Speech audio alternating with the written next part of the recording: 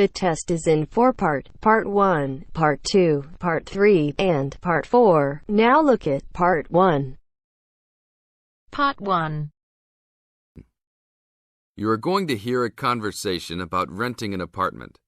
First, you have some time to look at questions 1 to 6.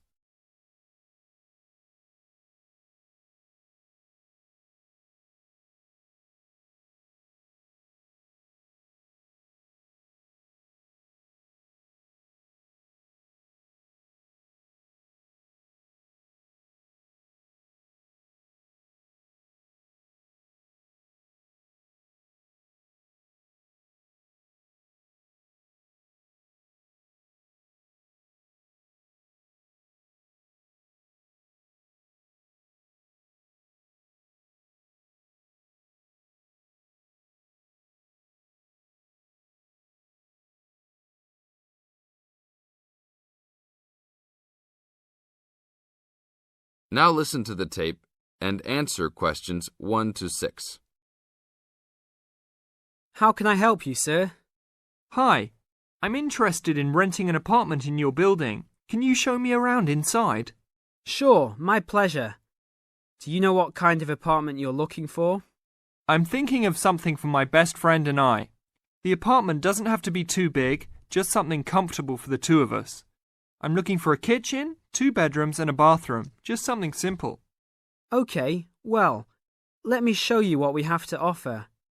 We divide our apartments into 3 categories. There are standard apartments, upgraded standard apartments, and luxury apartments. Please follow me. This apartment just went up for rent yesterday. The old tenants moved into a larger one. This apartment is what I call the standard apartment. It's small, but has everything you need.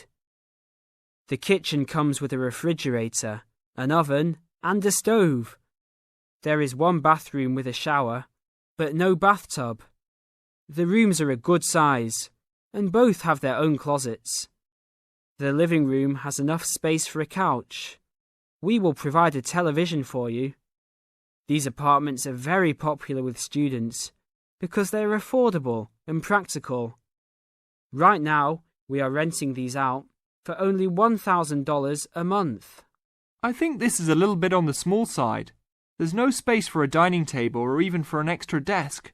We will both need room to study. If there are guests over, we hope to be able to have a dining table big enough for at least 4 people. Do you have anything slightly larger? Maybe just an apartment with a bigger living room? Well, let's take a look. Right now, we also have an opening for a luxury apartment. This apartment is larger. It has 3 bedrooms, and all 3 are larger than the last one. And there are 2 bathrooms, and all have bathtubs. The kitchen is also larger, and come with an additional dishwasher and freezer. The living space has plenty of space for a dining room. How much is the rent on these apartments? These are more expensive, usually in the $2,500 range.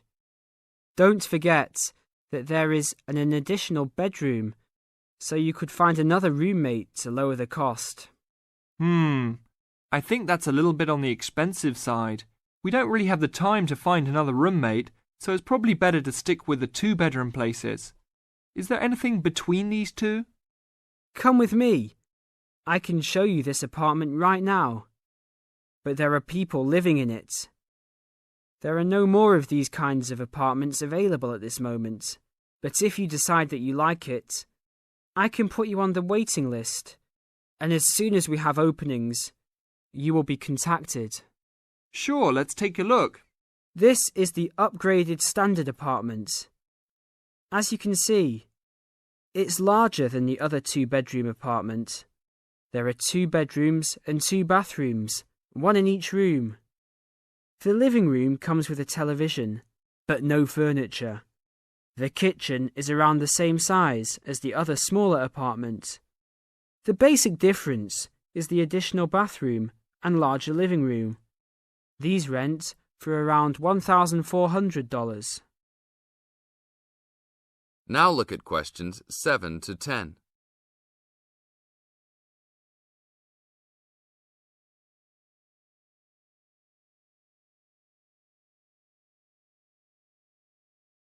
Now listen to the tape and answer questions 7 to 10. Seems like a good deal. Do you know when an apartment like this will be available? That's hard to say. I know these people who live here right now should be graduating soon, so they might be moving out.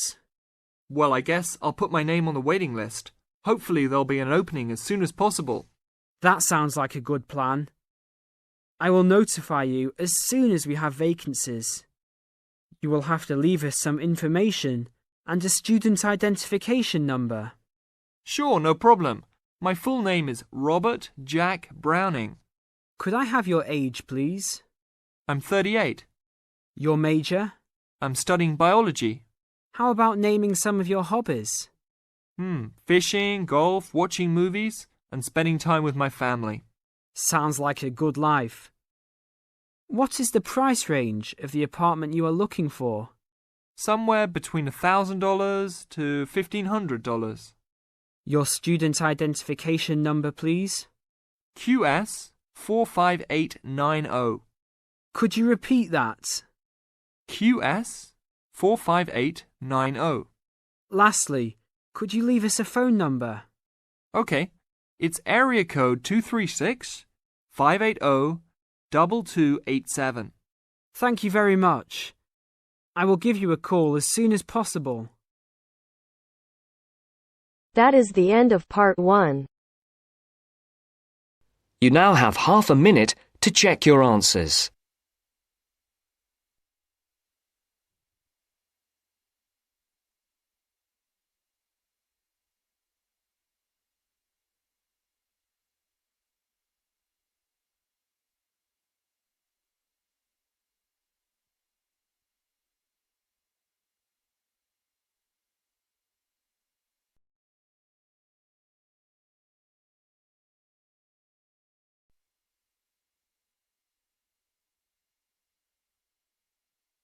Now turns to part 2. Part 2. You are going to hear the director of the Leadership Council give his welcome address at a convention. First, you have some time to look at questions 11 to 15.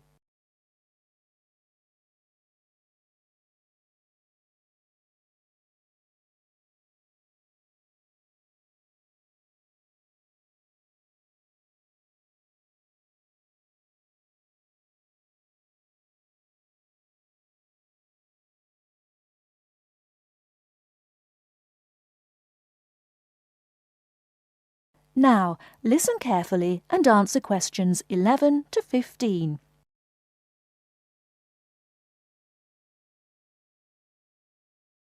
Ladies and gentlemen, can I have your attention, please? Please find your seats. Snacks will be available all day long. Thank you. Allow me to first introduce myself. I am Joe Steinke, Director of the Leadership Council.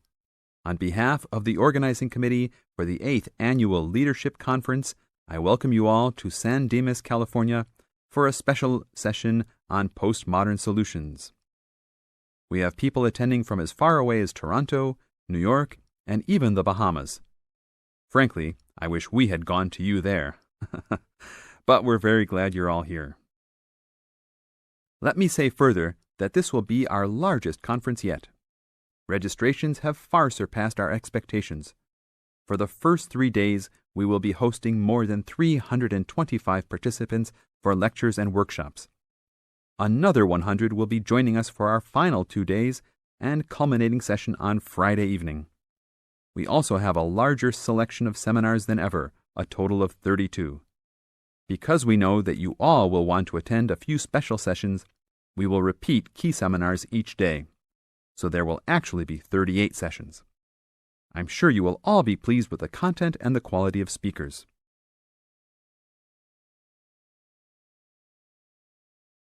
Before you hear the rest of the talk, you have some time to look at questions 16 to 20.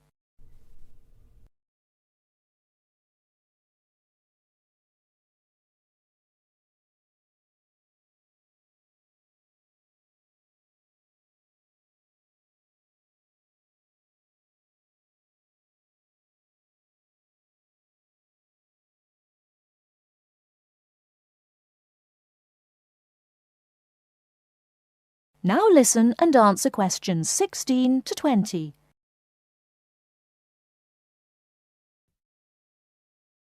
Now, for those who have opted not to take part in our bag lunches, there are a number of places nearby that we can recommend. We are located here in the Convention Center just across the street from the Harford Shopping Mall, and the place we most recommend is Vital's, which is just west across Queen Street on the opposite corner. Please be careful crossing both streets, however, as we don't want to lose any participants. If you're not up to Vital's, you can also get some Italian food at the Olive Garden, which is further down Queen Street and east on Danning Avenue, across from the police station. They have a great minestrone soup and excellent breadsticks, all you can eat. On the other hand, if you want some good old American food, you can head to Fuddruckers for some big hamburgers or to the Cattle Company for some fat, juicy steak. Fuddruckers is next to the Olive Garden, but the Cattle Company is back closer to us in the opposite direction of Vital's. Just go east out of the Convention Center across King Street. It's on the same side as the Convention Center, so you just have one street to cross. Enjoy. But also, please make sure you are back for the afternoon sessions. These will always start at 1:30 p.m. That will give you an hour and a half for lunch each day. Sessions will be over each day at 5:30. Now, regarding the schedules we've printed out, there have been a couple of last-minute changes. The session titled New Leadership Strategies will no longer be held in Seminar Room 1, but in the main ballroom. This session has garnered much praise and is highly recommended to all, hence the change to a larger room. Another session has been canceled. That session was titled Leading by Serving, and it was scheduled for Daniel's room. The speaker for that session, Dr. Mark Green, had to return home for some urgent health situation. We wish the best to Dr. Green and that all is fine with his family. Finally, the session titled Using the Arts and Media has been changed to the second lounge room, Lounge 2. Please show up promptly for sessions and sit towards the front of each room so that all seats can be utilized. Also, turn off all pagers, beepers, and cell phones. Drinks and snacks will be provided outside each room, but please be careful at your tables. Enjoy the conference. That is the end of part 2. You now have half a minute to check your answers.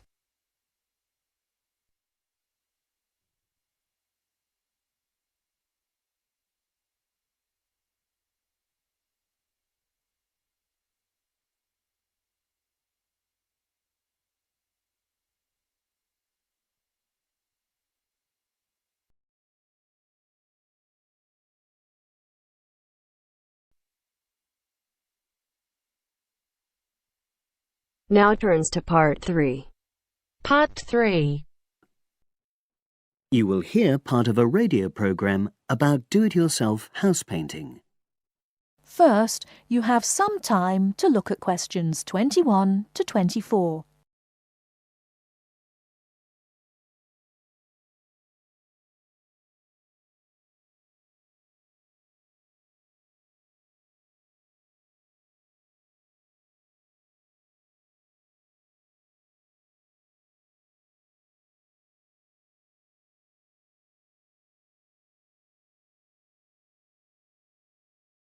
Now, listen carefully and answer questions 21 to 24.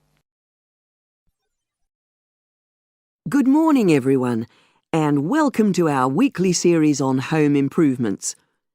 Today's program is about do-it-yourself house painting. There's never been a better time for people who like to do their own interior house painting. Although people still lead very busy lives, thanks to the availability of various new DIY materials, you can now decorate your home in a more efficient and a more environmentally friendly way. In 2009 alone, approximately 53 million litres of the paint that was sold in the UK were left untouched, That's enough to fill 21 Olympic-sized swimming pools.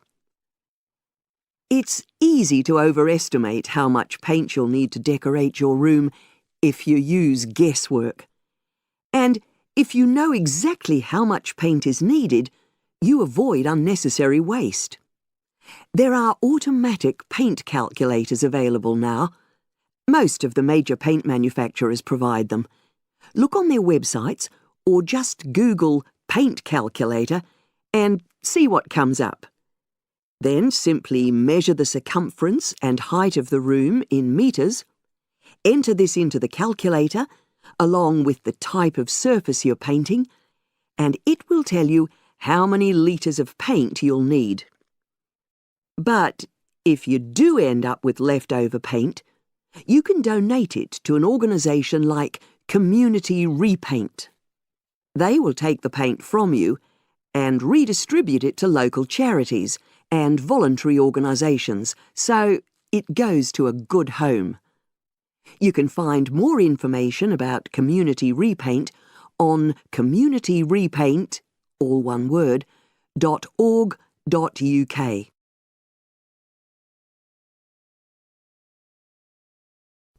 Before you hear the rest of the talk, you have some time to look at questions 25 to 30.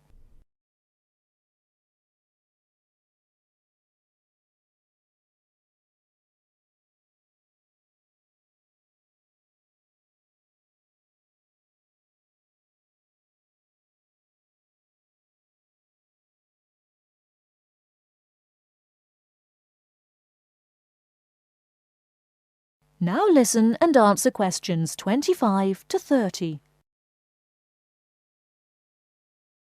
Another way of avoiding paint wastage is to check you're completely happy with your colour choice before starting to paint. For example, you can get a small sample of the colour you're thinking of using, then paint a board and move it around the room, so you can see how it looks against your furnishings and in different lights. Also, it's always better to buy high-quality paints because you get what you pay for. If you buy cheap paint, you might need to apply 2 or 3 coats to achieve the same coverage that you'd get from 1 coat of a good quality paint. You could also spend a week on a job that could have been done in a day or 2. And consider the environment. Most paint manufacturers now sell water-based paints that don't contain harmful chemicals or give off harmful odours, so get one of these. You can also buy paint that's packaged in recyclable containers. There's a lot more choice than there used to be. You can only do a good job which will last if you prepare the surfaces thoroughly before painting. In fact, in many ways, if you want to do a professional-looking job, this is more important than the painting itself. If there are any cracks or patches of loose plaster, painting over them won't solve the problem. Take the plaster out and fill the holes, allowing enough time for the new plaster to dry. And you won't get a smooth finish if the walls are dusty or greasy. So washing with water isn't enough. Use a solution of decorator's soap and rinse well with warm water afterwards. When you're ready to paint, we suggest you use a medium pile roller for walls and ceilings. A lot of people tend to use short pile rollers, but these give a patchy finish, and that wastes paint and time. Similarly, long pile rollers can create a thick textured effect, which looks messy. The same goes for brushes. The stronger the bristles, the easier they are to wash and reuse. And as you've chosen a water-based paint, clean your brushes with cold water, because it's more energy efficient that way. As you're decorating, keep transferring small amounts of paint into a tray and keep topping it up when you need to. This reduces the chance of it being contaminated by dust and pieces of dirt. And finally, water-based paint doesn't have a lingering smell, so that's not an issue anymore. But it's airflow rather than heat that helps the paint dry quicker. So, to help finish the job in the quickest time, leave your doors and windows open. The faster the paint is dry and the job finished, the quicker you can start enjoying your room. In tomorrow's program, I'll be giving some advice on... That is the end of section 2. That is the end of part 3. You now have half a minute to check your answers.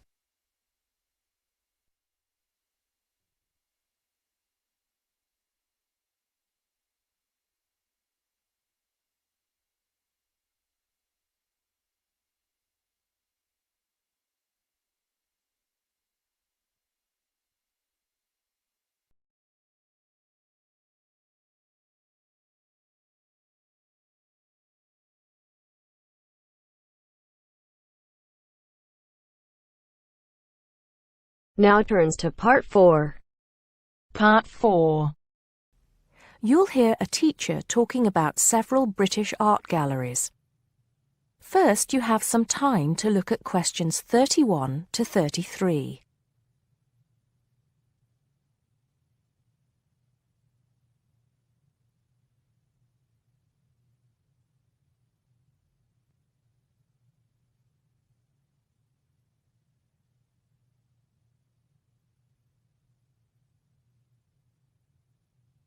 Now listen carefully and answer questions 31 to 33. Good afternoon. Welcome to the first class of V100 Art and History. The objectives of the course, as you will have seen if you've taken a look at the syllabus, include familiarizing yourselves with the vocabulary and language of art, learning about the basic elements of art and design, and finally, discussing historical periods as they pertain to art. The course will also give you the opportunity to visit some of the many galleries and museums that Britain has to offer. So, having said that, I'd like to spend the rest of today's class talking about 4 of the more important galleries that we will be visiting in the coming year. As most of you already know, or at least I hope most of you know, there are 4 Tate galleries in all. To begin, I'd like to tell you a little bit about the Tate Modern. Tate Modern is located in a very busy part of London called the South Bank. It's close to 2 world-renowned tourist attractions, St. Paul's Cathedral and Shakespeare's Globe Theatre. Now, interestingly enough, Tate Modern is housed in what was a power station, built in several stages between 1947 and 1963.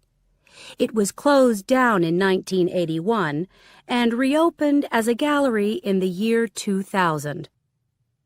Tate Modern consists of 5 levels, with the Tate collection being shown on the 3rd and 5th levels. On level 2, the works of contemporary artists are exhibited, while level 4 is used for holding large temporary exhibitions. Since this museum opened, it has become a popular spot for both Londoners and tourists alike. And believe it or not, it doesn't cost anything to get in to see the collection displays. Before you hear the rest of the talk, you have some time to look at questions 34 to 40.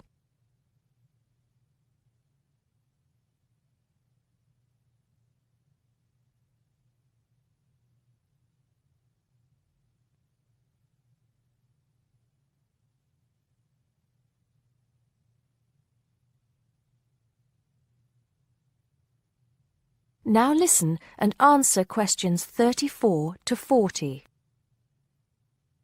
Now, The second gallery I'd like to talk about is Tate St. Ives, which is in Cornwall.